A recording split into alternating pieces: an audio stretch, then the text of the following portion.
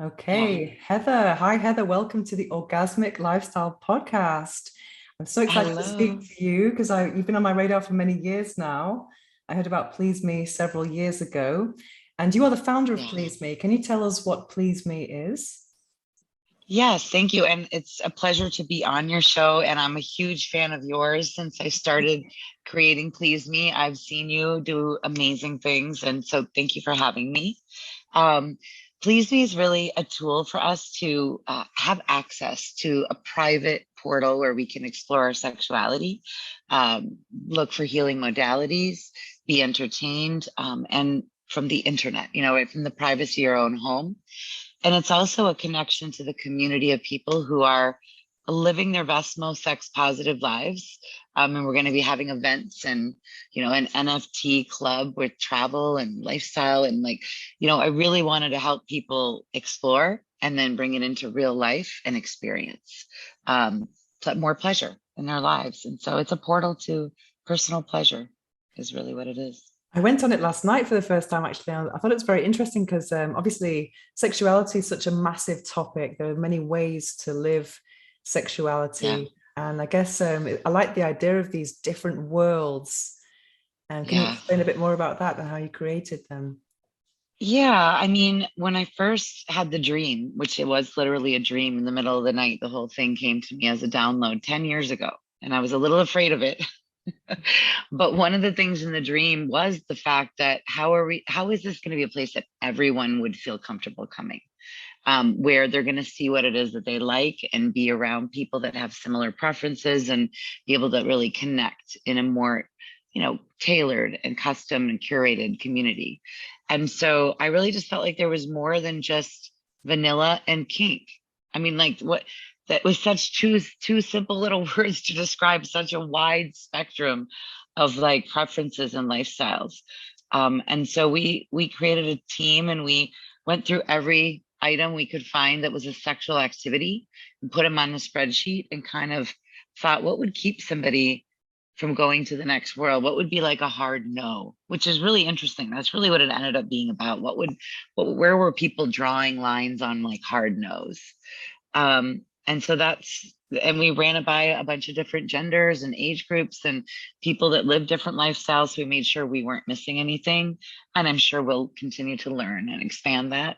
But we really felt like there was like 7 communities that were pretty significant or specific, that ranged from very traditional to extreme sadomasochism. And then, of course, your Tantra, Kama Sutra, Kundalini crowd, yoga crowd, um, being in there as well. So, yeah, we had fun. We really did have a lot of fun creating the worlds. Yeah, I really find it interesting because I mean, my sexuality has evolved over the years.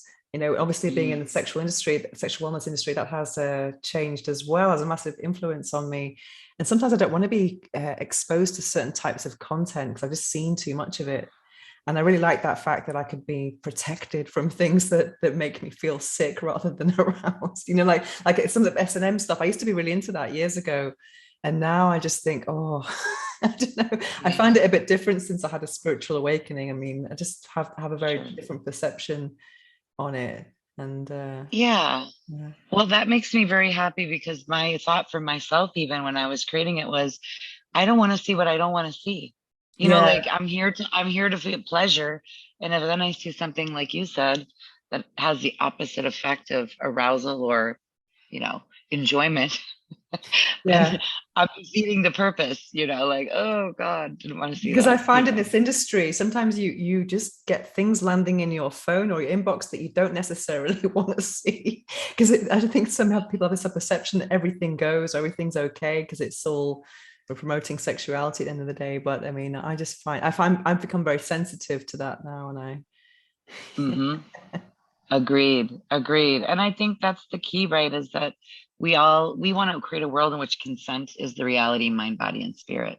So even looking at something is giving your consent, right? That you're willing to take that in and absorb that energy or that content or that idea, right? absolutely. Um, And I was yeah. fascinated So by the being idea able that to, you had this you had this came to you in a dream. Do you often have vivid dreams? Do you record your dreams? I mean, was it a I recurring dream? have It's the weirdest thing. I usually don't remember my dreams, which is why that was so incredibly significant, because I remembered in such vivid detail. And it was like 3 in the morning. I sat up out of bed and I was just overwhelmed with what was that? Like what was that? So much so that I did another thing I never do. I got up out of bed, went and got a piece of paper and a pen and wrote down as much as I could remember. And then I went back to sleep. And then I got up like, 8 a.m., a few hours, 5 hours later. And I was like, still drawn right back to the piece of paper. And I went and I put it in a PowerPoint presentation. Like I tried to give it some color and some feeling and some, like life. And I still have that one from 10 years ago. And it's funny, I look back at the original and not much has really changed, Oh, wow. like, which is good. It really held true to the vision that was, shared with me, I guess you would call it. Just Yeah. last week, I bought a notebook for my dream journal as well. So I'm really excited to have like, I'm like tripping every night when I go to bed. It's crazy. There's lots of interesting thing happening. I'm just thought I'm going to start writing this down. So maybe I'll get a great It's idea a too. But it's interesting, isn't it? it's a great practice. I know a lot of people swear by dream journaling, Mhm. that it really impacts their lives in a big way. I would love to. I just don't, I wake up and go, what, I don't have to remember. So I have to work on remembering my dreams first before I can journal them. Yeah. So what industry were you in when you had this dream? Health and wellness, and the medical, anti-aging, sexual wellness, but more general health and wellness, age reversal, technology, stem cell therapy, genetics, advanced lipids. And a lot of it ended up surfacing around sexual wellness because when people's cardiovascular systems are down or when they have diabetes or when they're, overweight, a lot of times their erectile function, libidos, etc. That engine that runs the car isn't working right. So all the propellers stop spinning. Like it's a sign when your sexual function goes that there's a bigger problem, either emotionally or Mhm. physically. And so I found that kind of always being part of helping improve people's quality of life. But that's not really why I went into that. I went into that because my area of life that I had trouble with was dating and relationships, Okay. and growing up in a very Christian, Midwestern home, I did not get a lot of um, positive, pleasurable education about sex. It was more about what not to do and why not to do it and how scary it should be and how shameful you should feel. And so it took a long time before I was like, this really is not working for me. Not enough orgasms. Don't want to get married and divorced again. I'm kind of like you. I don't know if I really want to live with anybody ever again. Like I'm just like, and not because I'm afraid, because I really do enjoy being free and by myself and with the ability to, love multiple people, I think, when I want to. Yeah, I also had a religious upbringing, but I think I'm kind of grateful to it because I think it's given me this Me incredible too. perspective on what it's Yes, like to be on the other side, so to speak, for and sure. understand the problems. And I do think that the church is a great aphrodisiac as well. All of that repression. Yeah. Yes. If we were to be honest, yes. There's something about getting what you're not supposed to have, right? Oh Yeah. yeah, definitely. But now I'm Taboo. spiritual. I do see it all as very divine, and I do feel that orgasms are connecting with God somehow. You Oh, know, yeah. yeah, Creativity and well, it's what creates life. How could it not be absolutely. connecting with God? I mean, it's a miracle, 1 in 400 trillion chance that we get born, and it happens during that, right? Definitely. So So, I say, holy shit, yeah, it's God for sure. so I watched an interview yesterday, and you said that you were quite worried about what people would think when you started a sexual wellness company. But was there a specific moment when you thought, I don't care what anyone else thinks, I'm going to go for it? Was there a specific moment, or was it a gradual process? And if it was a moment, what was that moment like, or what was the trigger?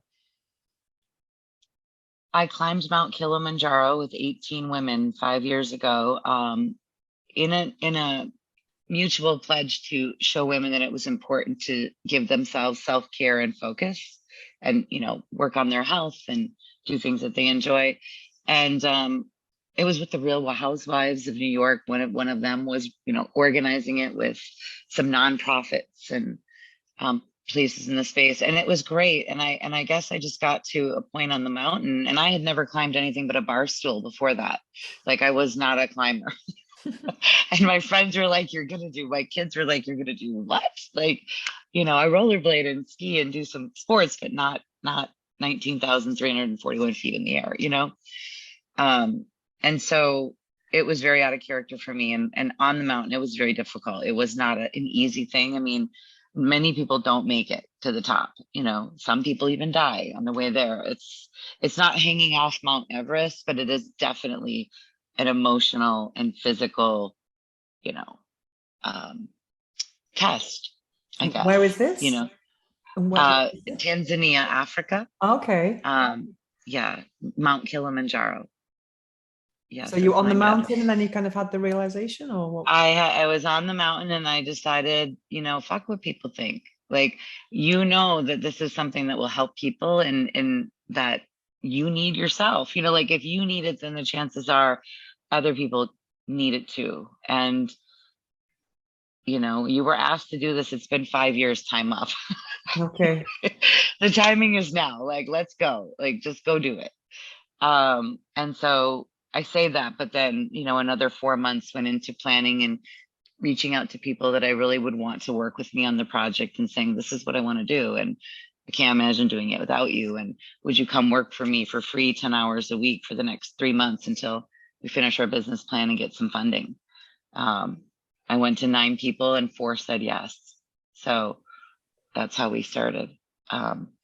And then we've raised like 1.5 million so far, and we're about to work our way into NFTs and bringing more utility to that space, and bringing the community back into hot events and sexy travel and great conferences, and being face to face and connecting. Social well-being on the planet, so important. People are Absolutely. lonely and scared. We need to get back together and show the world what love is. So that's our goal. Definitely. And how do you find the sexual wellness business? Is it what you expected?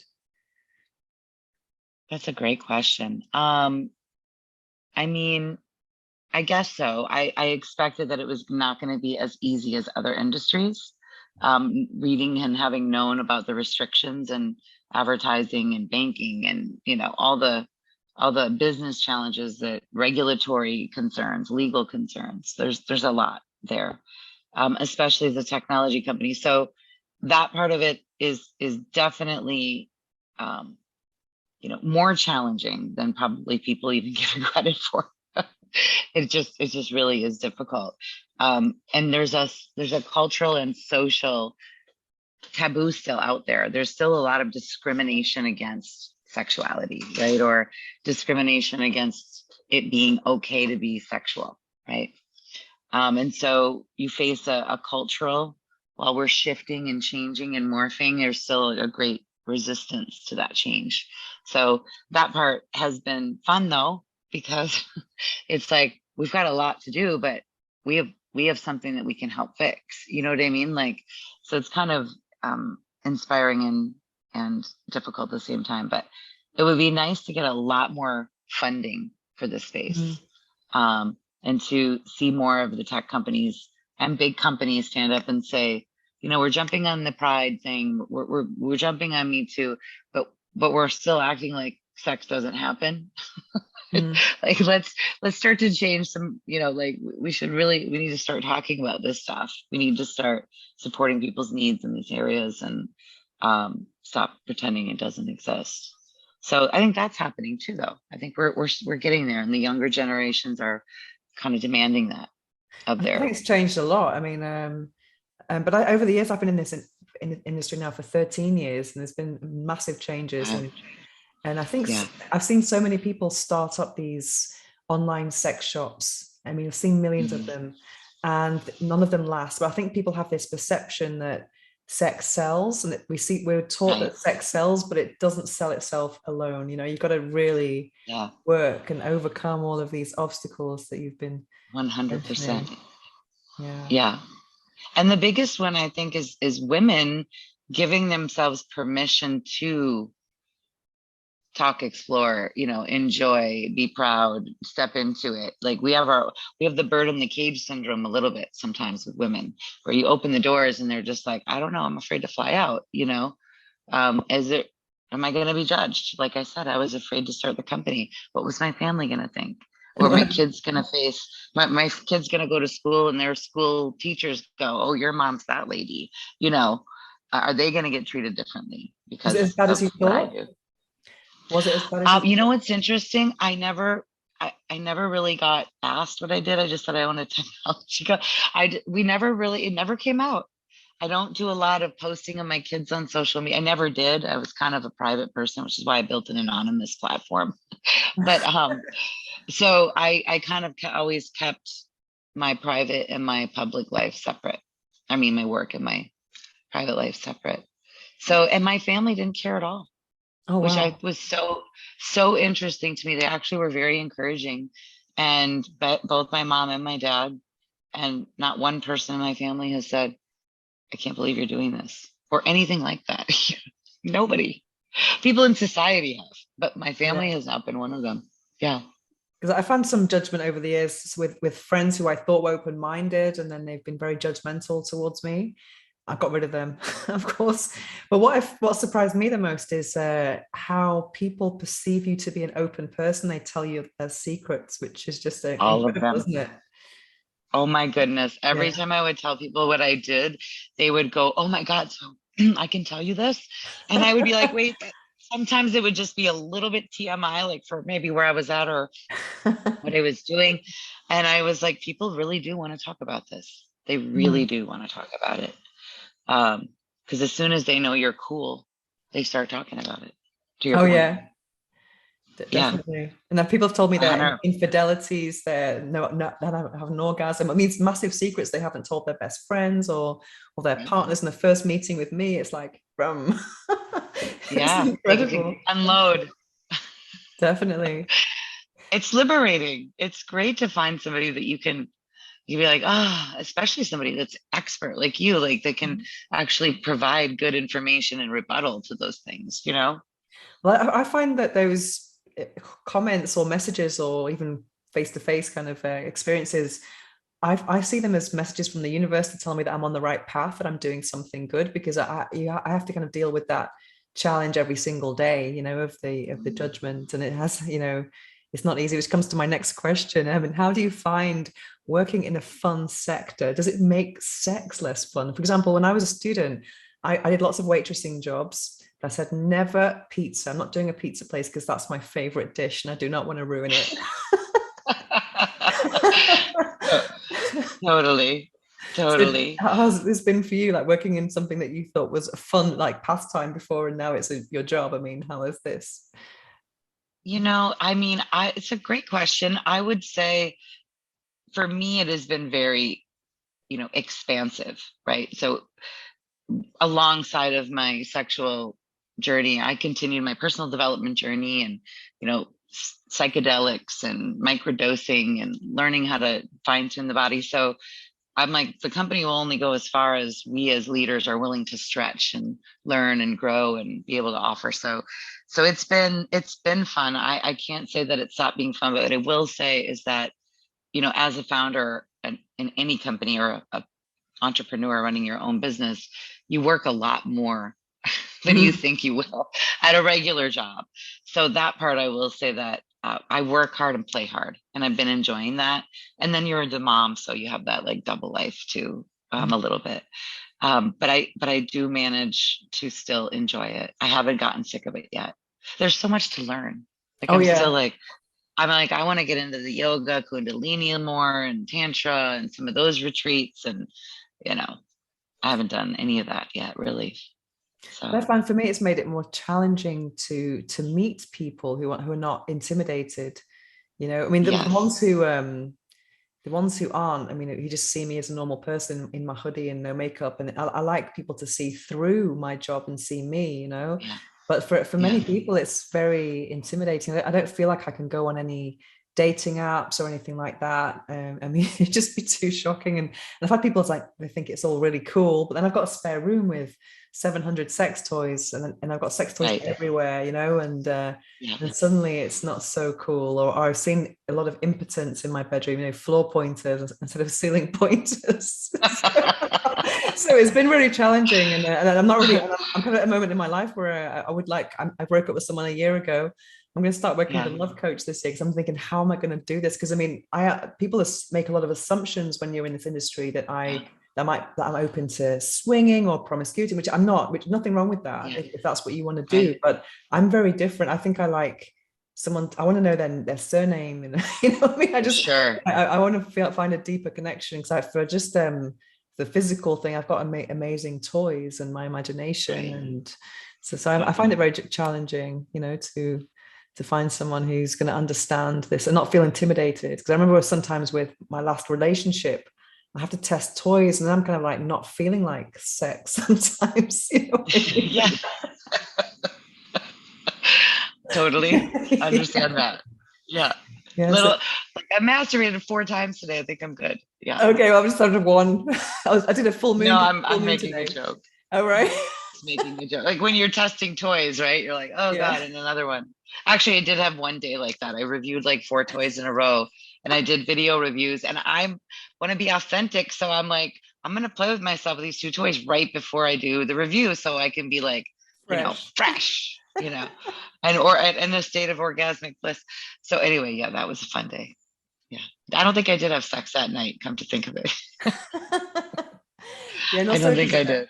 I'm getting into this kind of like spirituality, kind of spiritual masturbation thing. So I was Ah, thinking, which is very fascinating. But then I was thinking I'd rather have sex with myself and have this deep thing than just mm, do it in out, shake it all about kind of thing with the partner, just relationship yeah. maintenance sex. I just wasn't into that. So Yeah. You so it's weren't like, feeling it. yeah, it's also very, because there's a lot of expectations that people think, because you're with a sexpert, that you're going to be like having loads of sex every night. But if it's a couple's toy, I'm like, come on. Well, you know what, what you just said is really powerful because, even as a sexpert, we go through phases. Like, and I wouldn't have ever thought I was going to call myself a sexpert. I really call myself more of like a sex advocate, like a sexuality advocate. But, I've learned some things, and but I go too. I broke up with somebody. I'm like, I don't want to touch another man right now. Like, I just don't. Mhm. Like I need some time by myself, and I'm gonna go do some fun things and go to fun places and work out and play tennis and masturbate when I want to, and like like I just, so it doesn't matter how sexperty we are, we go through like emotions and life changes that affect our desire, libido, preference, fantasy at that moment. So we're not immune. Yeah. If anything, we probably deal with it more. Yeah. Yeah. So what was your biggest challenge when you created Please Me? My biggest challenge. I'm going to say that one of the most challenging aspects has been fundraising, Okay. due to all of the reasons. I mean, we all know women get 3% of the financing that's out there for entrepreneurship, which is tiny anyway. And then add to that a company that's sexually focused, that is wanting to allow for uncensored content to be available to only adults.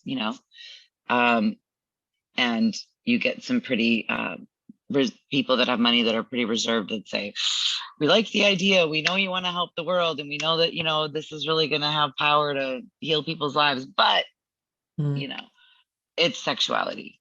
I'm like, yes. Yes it is. So that's not the right investor. So it's just finding that right uh vibe and tribe in the financing world, because I think we're starting to see that expand with cannabis investors and people that are investing into psychedelics. There's more, you know, interest in solving real problems and getting people their health and their spirituality and their love, you know, Mm. fixes.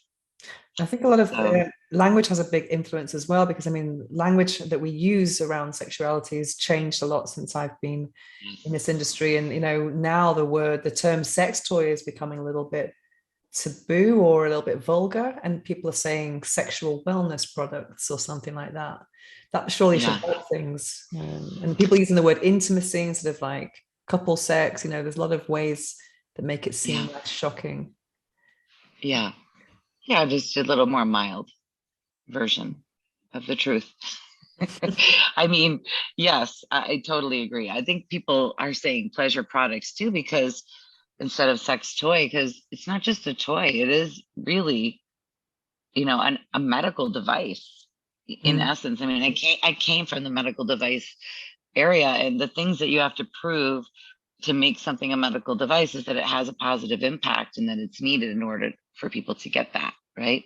And a sex toy definitely does those things. I mean, we know for a fact what orgasms do with serotonin and all the feel good hormones and how they impact our sleep and our anxiety and our depression and our heart and our immune system. So I would call it a medical device, even ones that are made well, that aren't Yeah. pieces of crap, you know?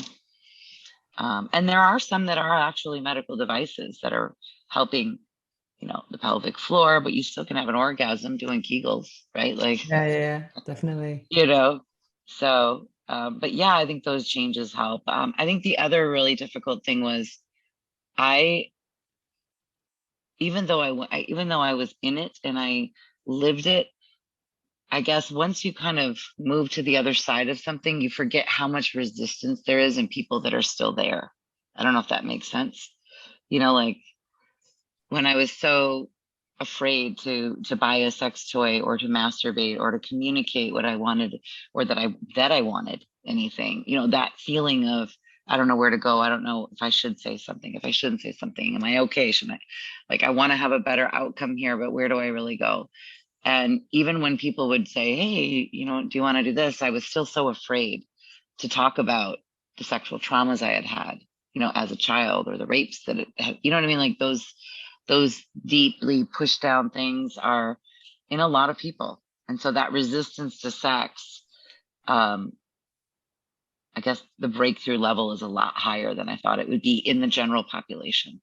If that makes sense. Bringing people Yeah, yeah. over, is harder, basically, than I thought it would be. Definitely. I think that so many people have some sort of sexual trauma, and even myself included. And I always used to kind of repress these Mm, feelings. And anytime I saw someone in the news who'd been through something, I just kind of like haven't seen that, haven't seen that. But then when the Me Too thing happened, it was just so in your face, you couldn't ignore it. And now it's yeah, actually helped me to process my own yeah, traumas, which is quite interesting just to realize that it's everywhere. And it's kind of like gives me yeah, I kind of feel now that it's giving me an extra sense of understanding or yeah. empathy, trying to process what's happened but not be so afraid of it. Correct. Mm. And I think it's just, and I know this sounds terrible because who wants to not be alone when it comes to being abused? But my point is like, oh, it wasn't just me. I didn't deserve it. You know how people end up making Mm. themselves responsible somehow, even if they're 5 or 6, like that little mind, that trauma, response in the brain, which changes your adult identity development. Like you're literally the development you were going to have just got shifted, right? And we have to be able to shift it back to create a new identity. That's scary, right? Because the pain was for most people pretty strong.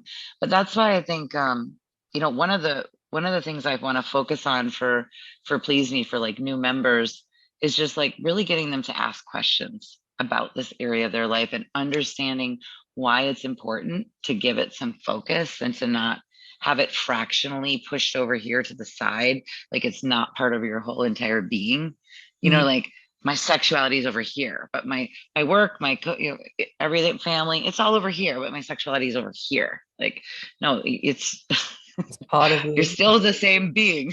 Like, you got to bring that integration in. And in order to do that, you got to understand it and love it and talk to it and, you know, have it be, I guess, progressing, right? So dynamic sexuality. Have it. We're going to be going through different things, whether it's menopause or pregnancy or um, losing and over. There's so many things as women alone that we get to experience, right? That Mm. affect our sexuality. And so nobody gave us a manual and said, here you go. This is how you do it, you know? Um, and so taking that time to go, where am I at with what I enjoy? Where am I at with my core beliefs? Are they serving me? Basically, it's a very simple question. Is sex currently having a positive impact on my life, or is it having a negative impact on my life? I mean, that's really where everybody, I think, can start. Mm. It's a new way to look at sex positive. Definitely. I read this book. You know, like, I read this book called Living an Orgasmic Life. Have you heard of it? By I Janet know. Haylett. Let me just get it from my bookshelf. My sex. Yeah. Where is it? Oh, highly recommend it. It's I was attracted to the title, obviously, Living an Orgasmic Yeah. Life, Heal Yourself and Yeah. Awaken Your Pleasure. And it's written by a woman who she's called, and I don't have to pronounce her name properly, Janet with an X, Mm, Palet. okay. And basically she it's I thought this is going to be a really light, frivolous read. No, it wasn't. It talks about trauma, attachment Yeah. styles. Yeah. I kind of was almost traumatized by the first half of it is about getting over your trauma, and then it gets into the pleasure side of like sensuality and Yeah. tantra meditation and things like that. Mm, Because this chapter blocks to intimacy. So I found it yeah. very, very hard going. And some people I know who are also survivors found it quite difficult as well. But the Mm, author, she had her sexual awakening at the age of 51 after being in a sexless marriage for 25 years. So her own story is fascinating. wow. And one of the Yeah. chapters starts saying, imagine if I told you the best sex of your life is still ahead of you. I was like, wow, I hope so. Yeah. Yeah. The best is yet to come, babe. Yeah. Yeah, but Yeah. it's really, really interesting. And she's in California. If you ever go there, Mm. she's the forward is by Emily Morse, The Sex with Emily. So check her Oh, out. This is Dr. such a great Emily. book. It's such a great Oh, book. totally. Yeah, it's got great reviews as well, but it's very unsettling for me sometimes. And then it got more orgasmic as it went on. But As it went on. Well, and doesn't it truly, when you start to address your traumas, your life does get more orgasmic as you go along. yeah, definitely. I mean, I mean, this is kind of a metaphor, but yeah, I mean, I agree 100%. It radically changed my life when I addressed those. That Mhm. was the biggest step. And to the point where, I mean, I wouldn't even tell nobody knew those things happened to me. Mhm. Now I talk about it in open air, basically broadcast Yeah. style, which I thought I would never do. Like if anybody asked me about it, I tell the whole story. Yeah. But there was a time in 30 some years, I never told my mother. I never told anybody in my family. Nobody knew. Nobody That's why knew. I found that there's so many people have these stories that help me with my own. So I Hmm. just felt like it was more normal in a bad Yeah. way. Like kind of like it was easy to deal with kind of thing. Yeah. Really. Yeah. You don't feel so alone. Like, oh my God, maybe there's people I can talk to about this. Maybe they know how I feel. Maybe they felt the same way. Maybe they have something that might help me. Maybe they're further along in their journey. Yeah, and Or this is how we maybe need I to talk am. about consent so much. It's so important that we talk Yes. about consent. It's such a big topic. Yeah. Hmm. Yeah. Well, that's part of the five pillars. I go over what I say are the five pillars that you should really make sure you're fine tuning or addressing. And one of it is boundaries and communication, which of course is essentially Hmm. consent, right? Knowing your boundary and being able to communicate it. And also Um, communicating your triggers, like things that can trigger, mm, some kind of things that you've lived in a non-consensual situation. Because I think some yeah. guys, from what I've my experience, and I'm not really a porn lover, and I found that some guys just assume that just because you're naked in bed with them that they can do whatever they want and they can Yeah. reenact some porn film and spit on you and slap you around, and it's like, hang on a minute, did I tell you I Right. wanted this? I think there needs to be Right. more conversations about what's okay and what's not okay. Well, that is what I loved about BDSM when I started. That's where I started my exploration was that world. And I love that 5 point contract that they Mm, go over before you enter a scene. And I thought to myself, why are we not doing something more like this with every sexual absolutely. interaction? Like, do you have anything I should know about that would, cause you pain? Like you have a neck issue, like, is there any health issue that I need to know about before we go into this? Number one, you know, Mm, um, and number two, what are your hard limits? What are your on your absolute yes list is. Which of these toys do you want to play with? Which of these toys do you not want to play with? I mean, like, it was great. I was like, wait, what are we doing? Yeah. This is fantastic. Like, I was like, by the end of it, I felt safe Yeah. to just put myself in that Dom's hands, who, by the way, I found out was 22. I Wow. thought he was like 26. And I was like, and when he told me his age, he saw my face turn white as a sheet. And he was an instructor at a studio in LA. And his name was Sour Patch Kid. But anyway, when he finally, and I met him at the Folsom Street Festival, I went out there for work, at a networking event in one of the dungeons.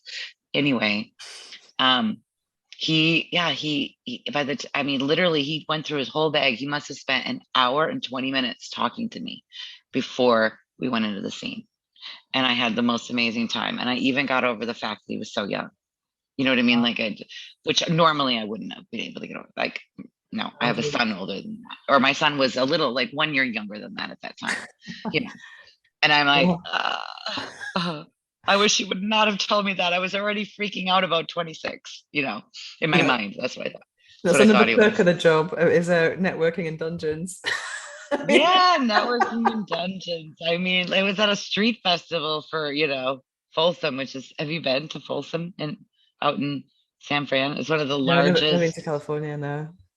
leather and fetish events in the world, and and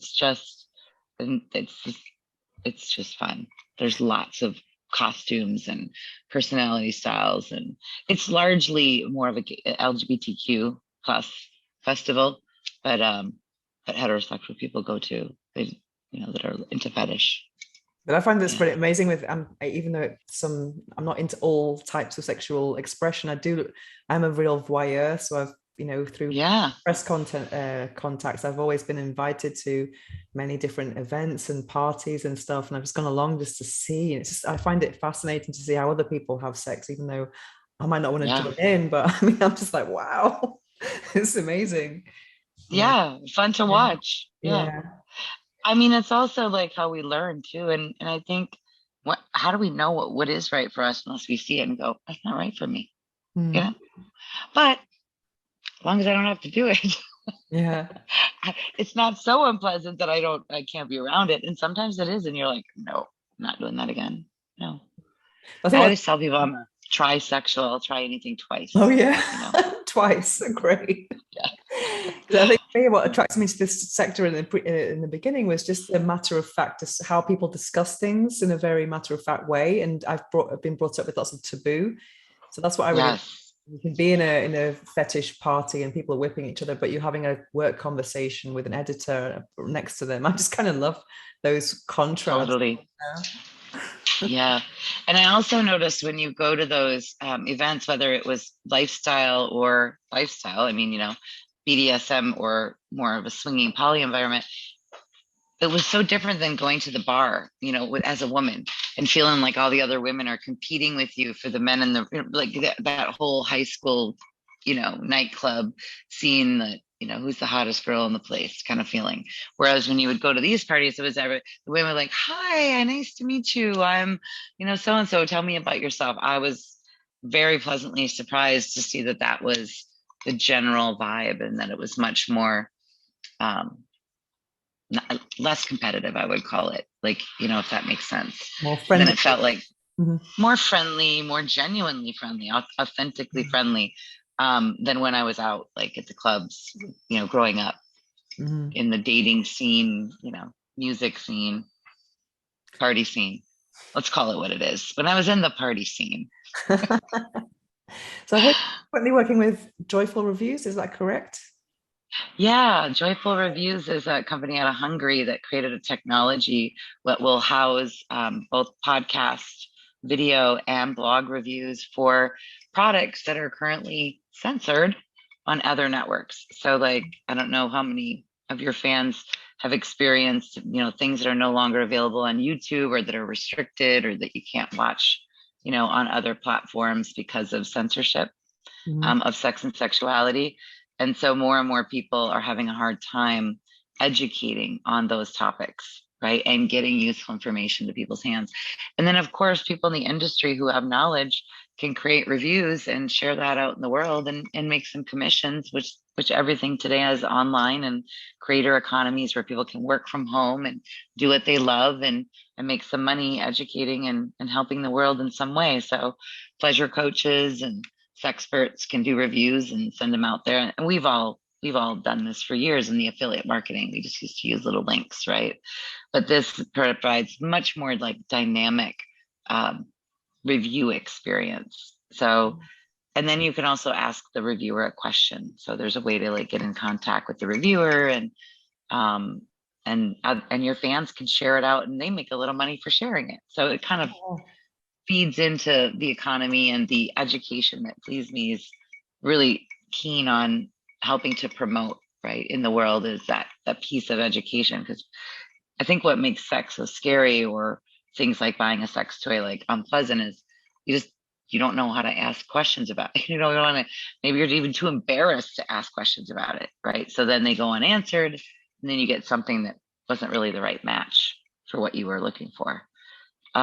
So this way they can explore and learn and listen and get different perspectives from different people before they buy. So hopefully they'll make better purchasing decisions and learn some stuff along the way. I mean, when I do my reviews, I always add in some like tips and pointers and good things to know that I wish I would have known before I bought the toy.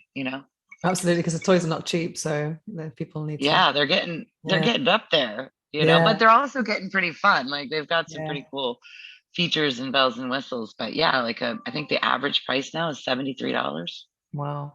for So a sex toy. what's your favorite toy then? That takes me to the next question. Do you have a favorite toy at this moment? I Or do. I do. I'm a wand girl. I okay. like power Mhm. vibrator. Yes.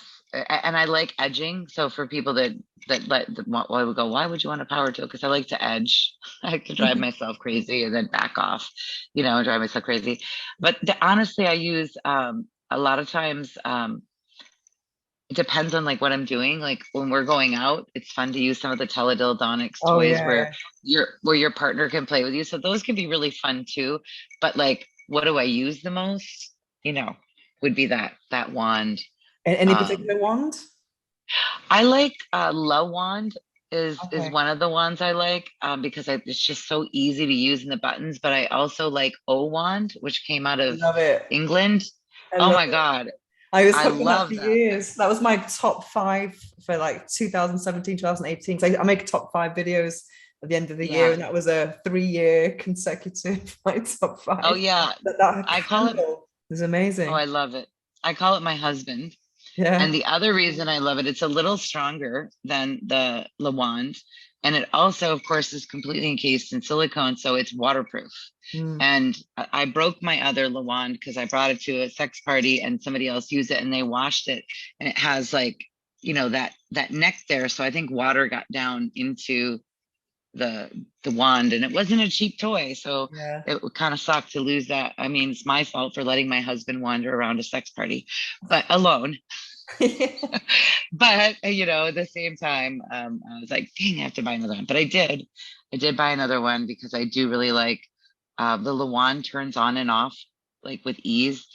The O wand, you have to hold the button down for like 3 seconds, and then like I find myself in the throw. When I'm in the throws, I just want to hit the button, Yeah, turn exactly. it off, not worry about figuring it out, holding it down for 3 seconds. Also, if someone So interrupts you, it's important, if your phone rings yeah, or anything you like got to that. be like, Yeah, yeah. I love turn it the off. the Lawanda's amazing as well because it's a 3 hour battery or something. So you get a lot of orgasms out of it. Oh my God, it's so powerful too. I mean, it's just that thing. And that handle, you're right, is so cool. Mhm. I could just love it. Mhm. Yeah, because it's like a hug. Because the way you hold it is like different, when it's Yeah, curved. It's really, really nice. yeah.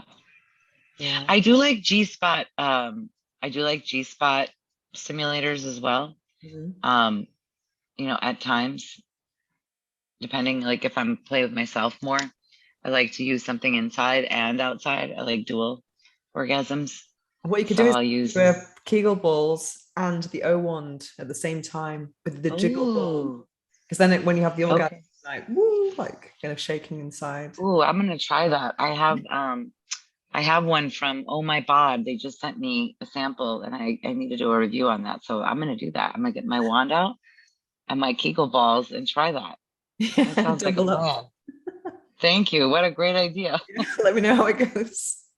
I will. I So, will. a few quick questions. What is the book that changed your life? Oh, The Road Less Traveled by M. Scott Peck when I was 18 years old. See how long that took me? Oh, wow. I remember that. I remember that book. I had broken my wrist snowboarding, and somebody said you should read The Road Less Traveled. And I read it and I said, I'm going out and I'm going to travel the world. Like, even though it's not about going out and traveling. The road less traveled is taking a path that's not like beaten, off the beaten path sometimes. But I just really, it empowered my belief in creating your own reality and not being afraid and, tapping into the spiritual, the physical, the mental, emotional triad of health and just going out there and giving it your best shot kind of a thing.